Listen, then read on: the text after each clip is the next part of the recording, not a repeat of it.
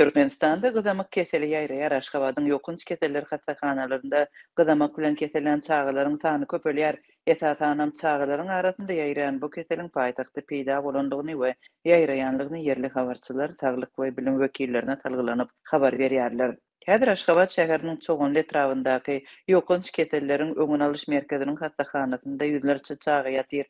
Gyzamak bilen kesellenlerin köpüsi çagalar baglaryna gatnaýan körpeler, hastalaryň köplügi sebäpli lukmanlar ýokunç kesele ýolugan çagalaryň hemmesine zerur medisina kömegini bermekde kynçylyk çekärler diýip habarçymyz lukmanlara talgylanyp 2-nji noýabrda gürrüň berdi. Keselhanada ýatan çagalaryň enatalary uly hof sala düşýärler. Sebäbi çagalar izolýasiýada saklanýar, olaryň izinden hatda nahar eltip bermäge de ruhsat berilmeýär. Enatalara keselhananyň aşganasynyň telefon nomerleri berilýär we şol ýere jaň edip nahary zakaz etmek teklip edilýär. Çağalaryň eni atalary öz prezidentleriniň saglyk ýagdaýyndan howsala düşüp, lukmanlar bilen gurulşmekçi bolýarlar. Çağasynyň ýagdaýyny hut lukmanyň özünden istinäge tinenşýarlar. Emma lukmanlarda her bir eni ata bilen aýrytynlykda gurundes bolmagy we soraglaryna jogap bermäge mümkinçilik bolmaýar. Dip anonim görülen Lukman aýdýar.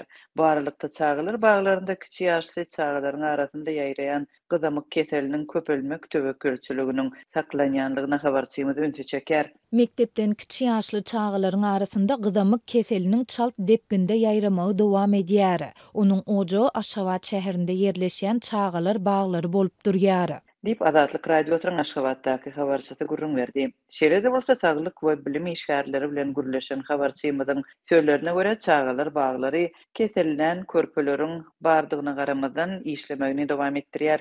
Bilim resmiýetleri özlerine bilim ministrliginden görkezme berilmänligini aýdýarlar. Ýokary wezipeli emeldarlar bu ýokunç keseliň çağalar baglarynda ýaýramagyň töwekkülçiligine garamazdan çağalary hup astynda goýýarlar we bu meseleni çözmäge borçly mejlisdir. Prezidenti bir habar goýup, meseleniň ýitileşmegine hem çuňlaşmagyna sebäpkär bolýarlar. Dip anonim gürleşen bilim işgäri aýdýar. Azatlyk radiosu Aşgabatyň keselhanalarynyň resmi görnüşde maglumat alyp bilmedi. Saglyk we bilim ministrlikleri bilen habarlaşmak boýunça edilen tinançyklar oňy netije bermedi. Gyzamyk öňüne alyp bolýan ýöne ýokary derejeli ýokunç kesel hasaplanýar. Ol çaganyň ölümine sebäp bolup bilýär. Kä halatlarda ömürlük maýyplyga getirýär. Gyzamyň ýaýramagy bilen bagly ýagdaýlar şu wagt Merkezi Aziýanyň beýleki ýurtlarynda hem ýüze çykýar. Goňşy Gazakstanda gyzamyk keseli güýdüň başyndan bäri çalt köpelýär. Käbir sebetlerde ýokunç keseller hastaxanalary dolup, izi kesilmeýän näsaglary kabul etmek üçin